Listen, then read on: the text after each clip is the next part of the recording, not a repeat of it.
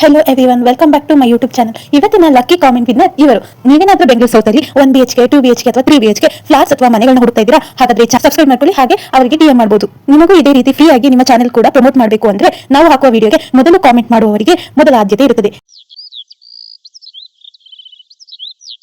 ನಂಜನಗೂಡಿನಲ್ಲಿ ಒಂದು ಪರಿವಾರ ಇತ್ತು. ಆ ಪರಿವಾರದಲ್ಲಿ ಗೋಪಾಲಯ್ಯ ಆ ಮನೆಯ ಮುಖ್ಯಸ್ಥರಾಗಿದ್ದರು. ಗೋಪಾಲಯ್ಯನ ಮಗ ಕಾಳಿಗೆ ಒಬ್ಬ ಮಗ ಕೂಡ ಇದ್ದನು. ಅವನ ಹೆಸರು ವೈಭವ್. ಕಾಳಿಯ ಹೆಂಡತಿ ರಾಧಾ.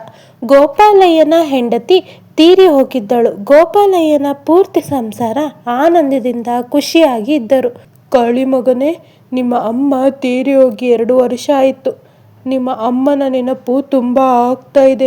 ನಿಮ್ಮ ಅಮ್ಮ ಇವಾಗ ಇದ್ದಿದ್ರೆ ತುಂಬ ಚೆನ್ನಾಗಿರೋದು ಅಲ್ವಾ? ಹಾ ತಂದೆಯವರೇ, ನನಗೂ ಕೂಡ ಆ ಅಮ್ಮನ ನೆನಪು ತುಂಬಾನೇ ಆಗ್ತಾ ಇದೆ. ಹೌದು ಅಜ್ಜ, ನನಗೂ ಕೂಡ ಅಜ್ಜಿಯ ನೆನಪು ಆಗ್ತಾ ಇದೆ. ಅಜ್ಜಿ ನಮ್ಮನ್ನ ಇಷ್ಟು ಬೇಗ ಬಿಟ್ಟು ಹೋಗಿದ್ದು ತುಂಬಾ ದುಃಖವಾಗಿದೆ.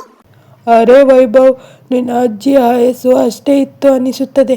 ಅದಕ್ಕೆ ಅವಳು ನಮ್ಮನ್ನು ಅಷ್ಟು ಬೇಗ ಬಿಟ್ಟು ಹೋಗಿದ್ದು. ಅಯ್ಯೋ ಅಪ್ಪ, ದುಃಖ ಪಡಬೇಡಿ. ಅಮ್ಮ ನಮ್ಮನ್ನು ದೈಹಿಕವಾಗಿ ಬಿಟ್ಟು ಹೋಗಿದ್ದಾರೆ, ಆದರೆ ಮಾನಸಿಕವಾಗಿ ನಮ್ಮ ಜೊತೆಯಲ್ಲಿಯೇ ಇದ್ದಾರೆ ಎಂದು ಮಾತನಾಡಿಕೊಳ್ಳುತ್ತಾ ಕುಳಿತಿದ್ದರು. ರಾತ್ರಿ ಅಡುಗೆಯೆಲ್ಲ ತಯಾರಿ ಮಾಡಿ ಗೋಪಾಲಯ್ಯ, ಕಾಳಿ ಹಾಗೂ ವೈಭವಿಗೋಸ್ಕರ ಎದುರು ನೋಡುತ್ತಿದ್ದಳು. ಅಡುಗೆ ತಯಾರಾದ್ರೂ ಅವರು ಊಟಕ್ಕೆ ಬಾರದೆ ಬರೀ ಮಾತನಾಡುತ್ತಾ ಕುಳಿತಿದ್ದರು.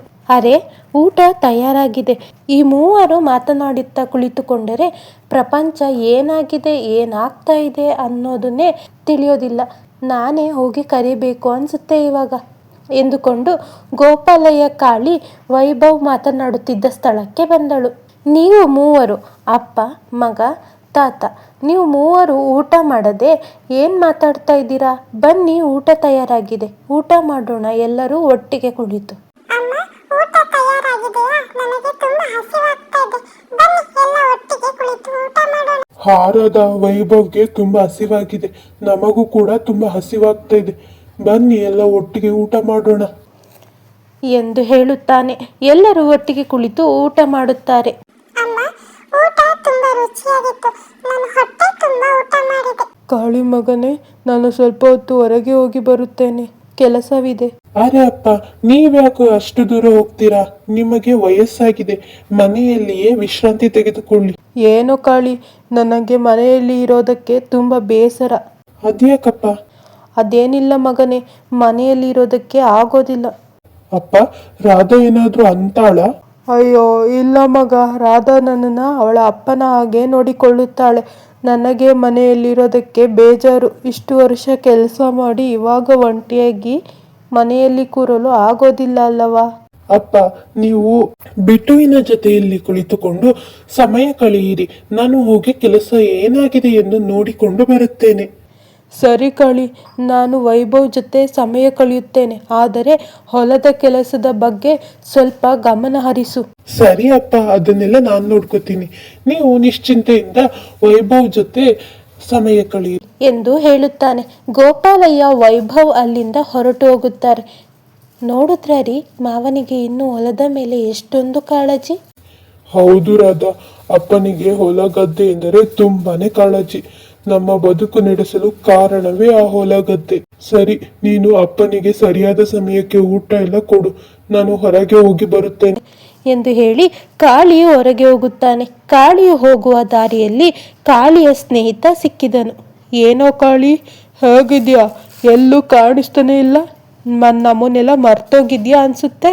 ಹಾಗೇನಿಲ್ಲ ರಾಕೇಶ, ನಾನು ಏನಕ್ಕೆ ನಿನ್ನನ್ನು ಮರ್ತೋಗ್ಲಿ? ನನಗೆ ಸ್ವಲ್ಪ ಕೆಲಸ ಇತ್ತು ಅಷ್ಟೇ. ಸರಿ ಕಾಳಿ, ಎಲ್ಲ ಹೊರಟಿರೋ ಆಗಿರದೆ. ಹೌದು ರಾಕೇಶ, ನಾನು ಸ್ವಲ್ಪ ಜಮೀನಿನ ಬಳಿ ಹೋಗೋಣ ಎಂದು ಅಂದುಕೊಂಡಿದ್ದೆ. ಹೌದಾ, ಸರಿ ಬಾ, ನಾನು ಆ ಕಡೆನೇ ಹೋಗ್ತಾ ಇದ್ದೀನಿ ಎಂದು ಹೇಳುತ್ತಾನೆ. ಅವರಿಬ್ಬರು ಹೊಲದ ಬಳಿ ಬಂದರು. ಕಾಳಿಯ ಹೊಲದಲ್ಲಿ ನೀರು ಇಲ್ಲದೆ ಭೂಮಿ ಎಲ್ಲ ಒಣಗಿ ಹೋಗಿತ್ತು. ಬೆಳೆದ ಗಿಡಗಳು ಕೂಡ ನೀರಿಲ್ಲದೆ ಬತ್ತಿ ಹೋಗಿತ್ತು. ಅದನ್ನು ನೋಡಿ ಕೂಡ ಕಾಳಿ ಹಾಗೆ ಬಂದನು. ಹೊಲದ ಕೆಲಸ ಮಾಡದೆ ಹಾಗೆ ಮನೆಗೆ ಬಂದನು.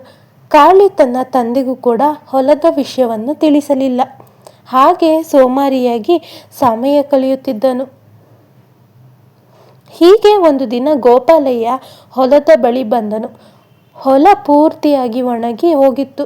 ಫಸಲು ಕೂಡ ಒಣಗಿ ಹೋಗಿತ್ತು. ಅದನ್ನು ನೋಡಿ ಗೋಪಾಲಯ್ಯ ತುಂಬ ದುಃಖಗೊಂಡನು. ಗೋಪಾಲಯ್ಯ ದುಃಖದಿಂದ ಮನೆಗೆ ಬಂದನು. ಸಂಜೆ ಕಾಳಿ ಮನೆಗೆ ಬಂದನು. ಏನಪ್ಪ ಕಾಳಿ, ಹೊಲದ ಕಡೆ ಹೋಗಿದ್ಯಾ? ಹ್ಞೂ ಅಪ್ಪ, ಹೋಗಿದ್ದೆ. ಬೆಳೆಗಳೆಲ್ಲ ಹೇಗಿದೆ? ಸರಿಯಾದ ಸಮಯಕ್ಕೆ ನೀರು ಹಾಯಿಸ್ತಾ ಇದೆಯಾ?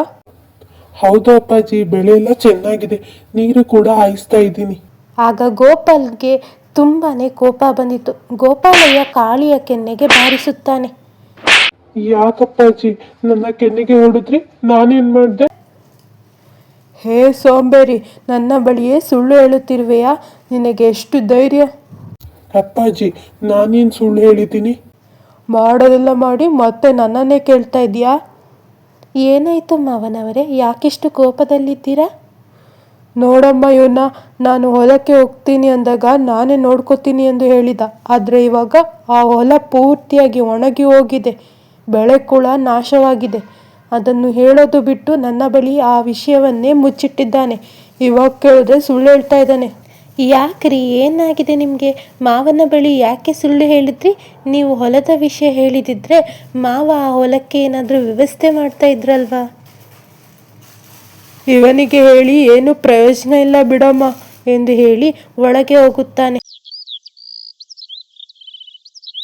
ಮರುದಿನ ಗೋಪಾಲಯ್ಯ ಹೊಲದ ಬಳಿ ಹೋಗಿ ಹೊಲವನ್ನು ಹದ ಮಾಡಿ ಬೆಳೆಗೆ ನೀರು ಹಾಕಿ ಮಣ್ಣನ್ನೆಲ್ಲ ಸ್ವಚ್ಛಗೊಳಿಸುತ್ತಿದ್ದನು.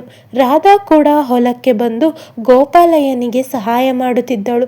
ಕಾಳಿ ಕೂಡ ಬಂದನು. ಅವನ ತಂದೆ ಕೆಲಸ ಮಾಡುತ್ತಿರುವುದನ್ನು ನೋಡಿ, ಅಯ್ಯೋ, ನನ್ನ ತಂದೆ ಈ ವಯಸ್ಸಲ್ಲೂ ಕಷ್ಟಪಡ್ತಿದ್ದಾರೆ, ನಾನು ಸೋಂಬೇರಿಯಾಗಿ ತಿರುಗುತ್ತಿದ್ದೇನೆ. ನಾನು ಅಪ್ಪನ ಬಳಿ ಸುಳ್ಳು ಹೇಳಿ ನನ್ನ ಮೇಲೆ ಇಟ್ಟಿದ್ದ ನಂಬಿಕೆಯನ್ನೇ ಕಳೆದುಕೊಂಡೆ. ನಾನು ಬರೀ ಅಪ್ಪನ ನಂಬಿಕೆ ಮಾತ್ರ ಅಲ್ಲ, ನನ್ನ ಪತ್ನಿ, ಮಗ ನಂಬಿಕೆ ಕೂಡ ಕಳೆದುಕೊಂಡಿದ್ದೇನೆ. ನಾನು ಇನ್ನೂ ಬದಲಾಗಿಲ್ಲ ಎಂದರೆ ನನ್ನನ್ನು ಯಾರೂ ಕೂಡ ಮನುಷ್ಯ ಅನ್ನೋದಿಲ್ಲ. ನಾನು ಬದಲಾಗಬೇಕು ಎಂದು ಅಂದುಕೊಂಡು ಗೋಪಾಲಯ್ಯನ ಬಳಿ ಬಂದು, ಅಪ್ಪ, ನನ್ನನ್ನು ಕ್ಷಮಿಸಿ, ನನ್ನ ತಪ್ಪು ನನಗೆ ಅರಿವಾಗಿದೆ. ಇನ್ನು ಯಾವತ್ತೂ ನಿಮ್ಮ ಬಳಿ ಸುಳ್ಳು ಹೇಳೋದಿಲ್ಲ, ಹಾಗೆ ಸೋಮಾರಿಯಾಗಿ ಕೂಡ ಇರೋದಿಲ್ಲ. ನನ್ನನ್ನು ಕ್ಷಮಿಸಿ. ಕಾಳಿ, ಸೋಮಾರಿಯಾಗಿರೋದು ತಪ್ಪಲ್ಲ, ಆದರೆ ಅತಿಯಾಗಿ ಸೋಮಾರಿಯಾಗಿ ಇರಬಾರದು ಅಷ್ಟೇ. ನಿನ್ನ ತಪ್ಪು ನಿನಗೆ ಅರಿವಾದರೆ ಅದೇ ಪ್ರಾಯಶ್ಚಿತ್ತ ಎಂದು ಹೇಳುತ್ತಾನೆ. ಗೋಪಾಲಯ್ಯ, ಕಾಳಿ ಮತ್ತು ರಾಧಾ ಮೂವರು ಕೂಡ ಹೊಲದಲ್ಲಿ ಕೆಲಸ ಮಾಡುತ್ತಿದ್ದರು. ಗೋಪಾಲಯ್ಯನ ಪೂರ್ತಿ ಸಂಸಾರ ಖುಷಿಯಿಂದ ಜೀವನ ನಡೆಸುತ್ತಿದ್ದರು. ಇದು ಇಂದಿನ ಸಿಂಪಲ್ ಸ್ಟೋರಿ ಏನಾದರೂ ನಿಮಗೆ ಇಷ್ಟ ಆದರೆ ಲೈಕ್ ಮಾಡಿ, ಶೇರ್ ಮಾಡಿ, ಸಬ್ಸ್ಕ್ರೈಬ್ ಮಾಡೋದನ್ನು ಮರಿಬೇಡಿ. ಧನ್ಯವಾದ.